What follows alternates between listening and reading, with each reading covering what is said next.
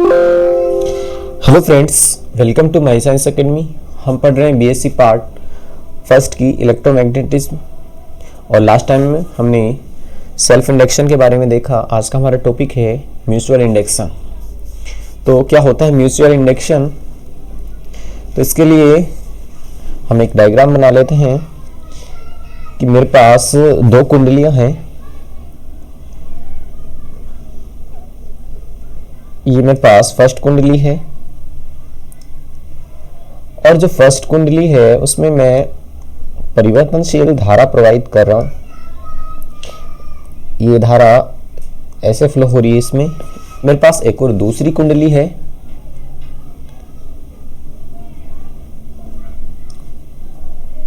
इस दूसरी कुंडली है, इससे मैंने गैल्वेनोमीटर अटैच कर रखा है। ये ऐसे सिंबल मैं दिखा देता हूं। ये G4 गैल्वेनोमीटर। अब देखिए जो म्यूचुअल इंडक्शन क्या होता है कि जब एक कुंडली है उसमें हम परिवर्तनशील धारा प्रवाहित करते हैं। जैसे मान लो ये जो मेरी प्रथम कुंडली है कोइल 1, तो जब एक कुंडली में परिवर्तनशील धारा प्रवाहित करते हैं तो इसके समीप जो रखी दूसरी कुंडली होती है उसमें प्रेरित धारा और प्रेरित विद्युत वाहक बल उत्पन्न होता है। यानी कि ये जो दूसरी कुंडली है, देखिए ये जैसे दोनों कुंडलियां हैं तो इनके बीच में जो विद्युत क्षेत्र होगा वो कुछ इस तरह से होगा।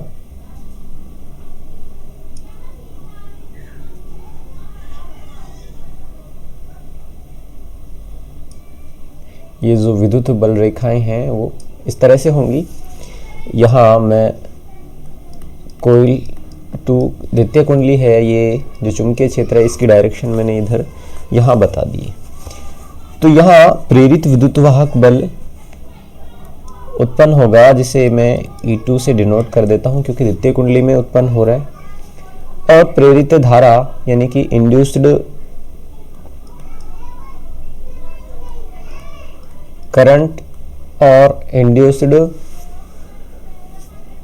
EMF यानी कि प्रेरित विद्युत वाहक बल उत्पन्न होता है। तो ये जो अन्योन्य प्रेरण की डेफिनेशन हम लिख सकते हैं कि जब एक कुंडली में परिवर्तनशील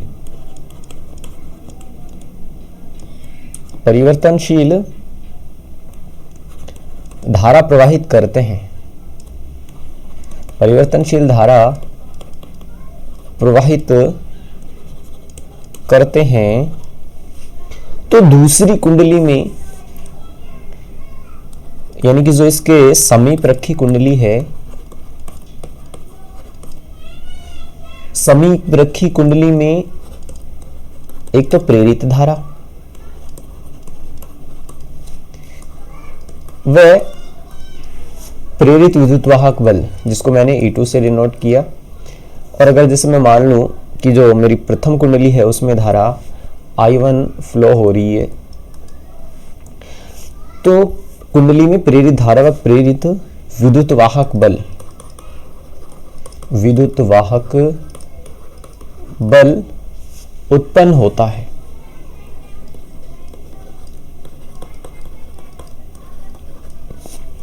इस घटना को हम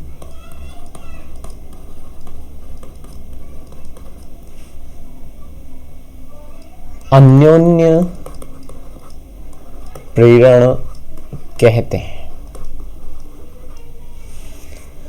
अब मैंने जो प्राथमिक कुंडली है यानी कोइल 1 है उसमें मैंने मान लिया कि जो प्रवाहित धारा है वो I1 है। तो इसके कारण जो द्वितीय कुंडली है उसमें जो चुंबकीय फ्लक्स उत्पन्न होगा वो होगा φ2। तो यहाँ से मैं कुछ डेफिनेशन अन्योन्य प्रेरण की बनाऊंगा इसके लिए कि मैंने माना किसी समय प्राथमिक कुंडली में प्रवाहित धारा I1 है, तब जो द्वितीय कुंडली है यानी कोइल 2 है, द्वितीयक कुंडली में उत्पन्न चुंबकीय फ्लक्स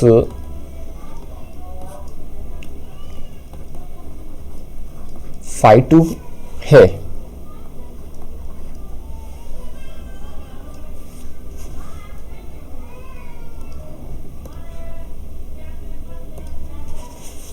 यानी कि यहां से देखो रिलेशन हमारे पास आ जाएगा कि जो प्रेरित धारा द्वितीय कुंडली में उत्पन्न हो रही है, यानी कि अगर प्राथमिक जो कुंडली है उसमें जो प्रवाहित धारा यदि I1 है, तो इसके कारण द्वितीय कुंडली में एक फ्लक्स उत्पन्न होता है जिसको मैंने phi2 से डिनोट कर दिया। ये प्रोपोर्शनल होता है प्राथमिक कुंडली में प्रवाहित धारा की। तो देखिए यहां से हम रिलेशन बना सकते हैं कि ये जो प्रोपोर्शनल का साइन है ये जब हटेगा तो यहाँ एक कांस्टेंट आएगा कि phi2 equal to M21 dot I1। यहाँ से अन्योन्य प्रेरण के लिए हमारे पास एक रिलेशन आ जाता है phi2 equal to M21 dot I1। और M21 क्या है? अगर M21 को मैं बताना चाहूं कि जो द्वितीयक कुंडली है का प्रथम के सापेक्ष अन्योन्य प्रेरकत्व है या अन्योन्य प्रेरण है या अन्योन्य प्रेरण गुणांक है। अब देखिए ये जो कंडीशन है कि phi2 equal to M21 dot I1 होता है, इसमें यदि मैं I1 इक्वल टू 1 एम्पियर ले लूं तो इस कंडीशन में क्या होगा कि phi2 इक्वल टू होगी M21, यानी कि जो अन्योन्य प्रेरण का जो कोफिशिएंट है M21 वो phi2 के इक्वल हो जाएगा। तो यहां से एक हम नई डेफिनेशन दे सकते हैं कि जब प्रथम कुंडली में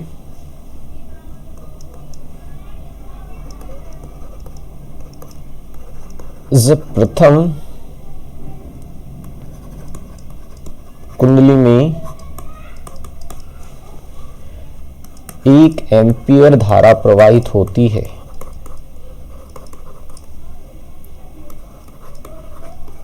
तब समीप रखी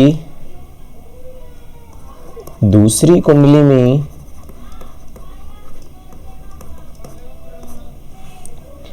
उत्पन्न चुंबकीय फ्लक्स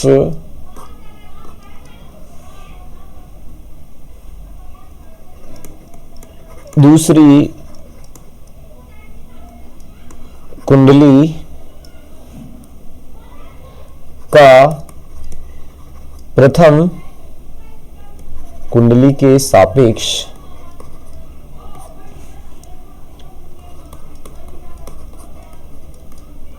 अन्योन्य प्रेरकत्व कहलाता है।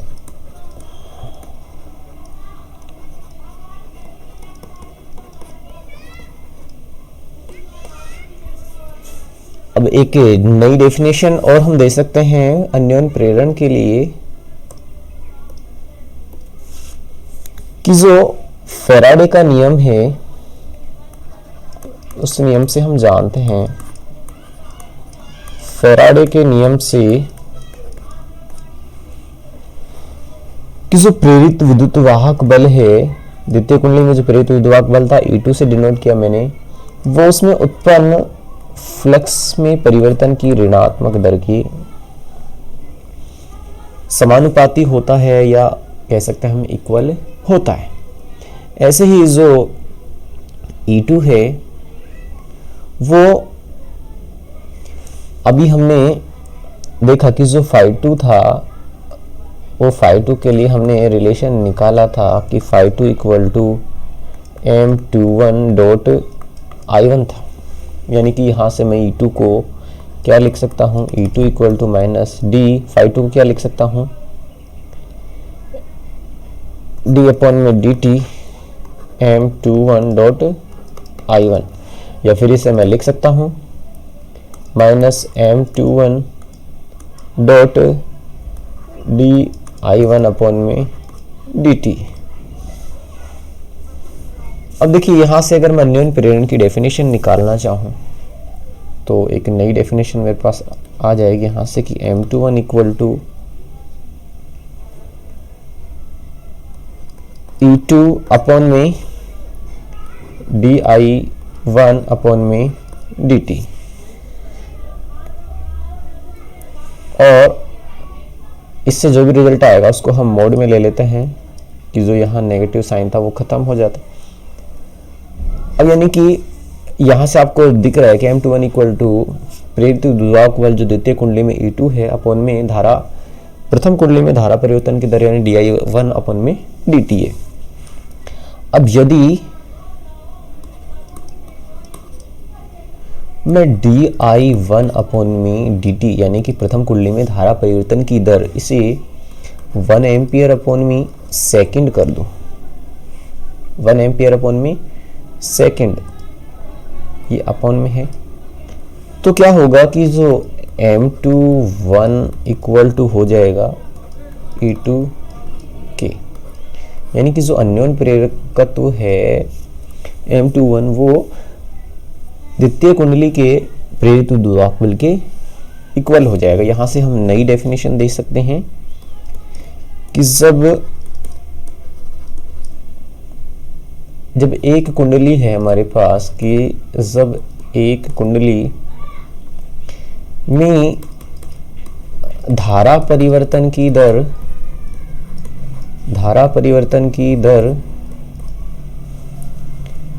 1 एम्पियर पर सेकंड है,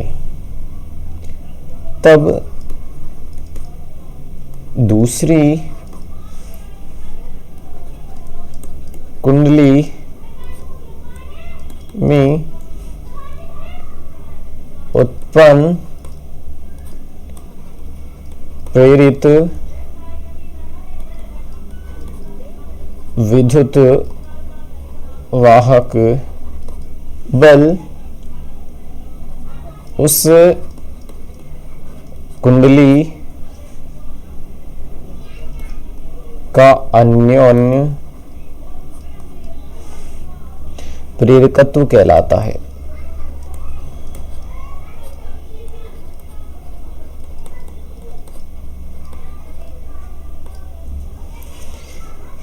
ये तो बात हुई कि जब हम प्राथमिक जो कुंडली थी उसमें धारा प्रवाहित कर रहे थे और द्वितीय कुंडली में फ्लक्स उत्पन्न हो रहा था।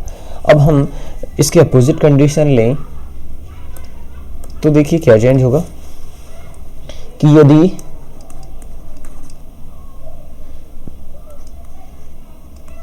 द्वितीयक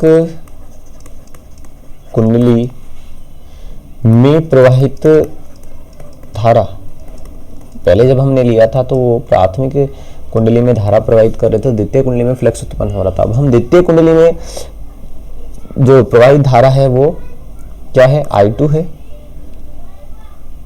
तब प्रथम कुंडली में उत्पन्न चुंबकीय फ्लक्स क्या होगा, phi1 होगा। तो ये जो phi1 है ये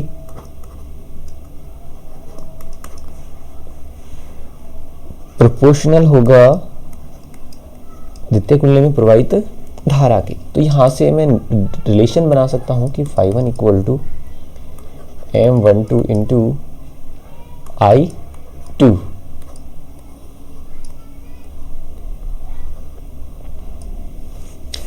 अब यहां से जो हमारे पास नया कोफिशिएंट है M12, ये क्या है कि जो मेरी M12 प्रथम कुंडली है का द्वितीय कुंडली के सापेक्ष अन्योन्य प्रेरकत्व है। अब देखिए यहां से वापस से मैं जो फेराडे का लॉ लगा सकता हूं कि फेराडे के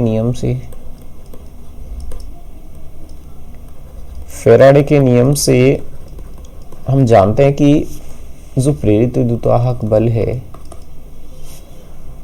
वो उसमें फ्लक्स में परिवर्तन की दर के ऋणात्मक दर के इक्वल होता है। तो यहाँ से जो φ1 की वैल्यू है m12I2 मैं यहाँ पुट करूँ तो मेरे पास न्यू रिलेशन आएगा यहाँ से minus m12 into di2 upon में dt। अब अगेन हम न्यू डेफिनेशन यहाँ से देख सकते हैं m12 इक्वल टू क्या होगा E1 अपॉन में di2 अपॉन में dt, और इसका हम मोड ले लेंगे तो नेगेटिव साइन खत्म हो जाएगा। अब यहाँ से मैं एक अलग से डेफिनेशन और बना सकता हूँ कि di2 अपॉन में dt इक्वल टू हो 1, यानी कि जो द्वितीय कुंडली है उसमें धारा परिवर्तन की दर यदि 1 एम्पियर पर सेकंड ले लें तो इस कंडीशन में क्या होगा,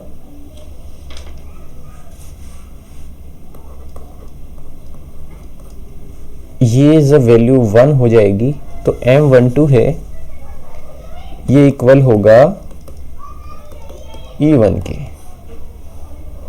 तो देखिए स्टार्टिंग में हमने रिलेशन निकाला कि जो m21 है वो E2 के इक्वल है, ऐसे ही जो m12 है वो E1 के इक्वल है।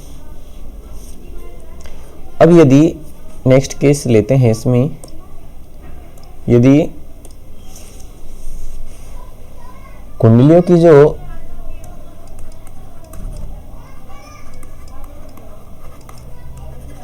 स्थिति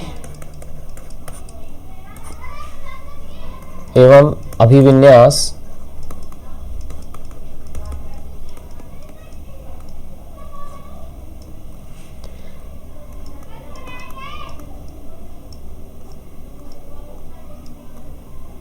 नियत है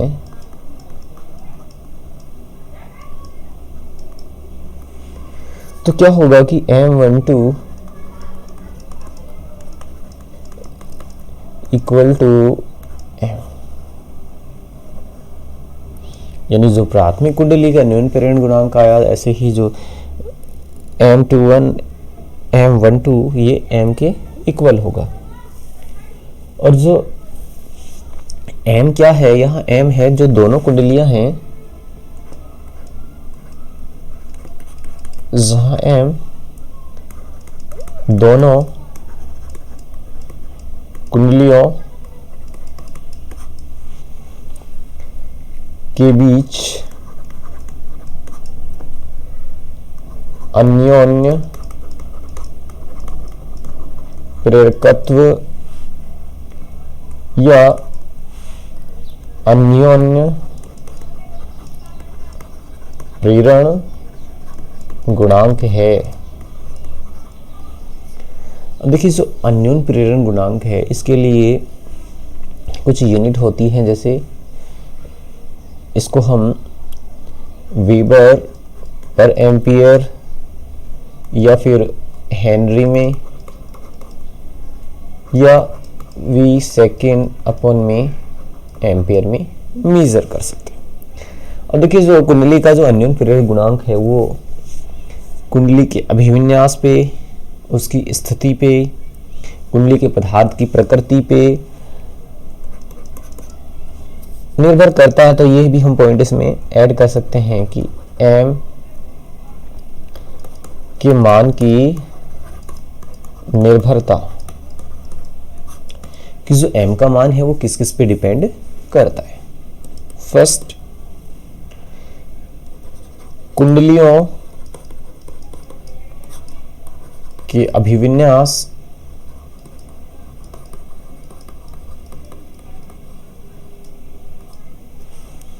एवं स्थिति पर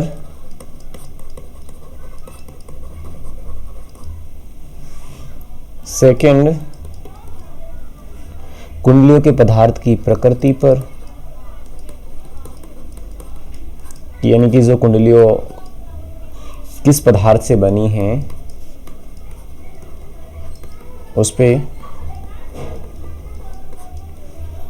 थर्ड है कि जो कुंडलियों के बीच में मीडियम कैसा है उस पे भी अन्योन्य प्रेरण का मान डिपेंड करता है।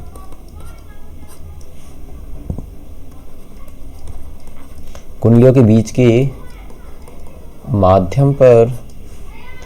फोर्थ, कुंडलियों के बीच डिस्टेंस कितनी है उस पे भी डिपेंड करता है। कुंडलियों के बीच दूरी पर। और कुंडलियों में धारा कितनी प्रवाहित हो रही है उस चीज पे भी ये डिपेंड करता है। कुंडलियों में प्रवाहित धारा पर। तो जो अन्योन्य प्रेरण का मान है इन चीजों पे निर्भर करता है। अब हम देख लेते हैं कि जो दो कुंडलियां हैं उनके बीच में अन्योन्य प्रेरकत्व कितना होता है।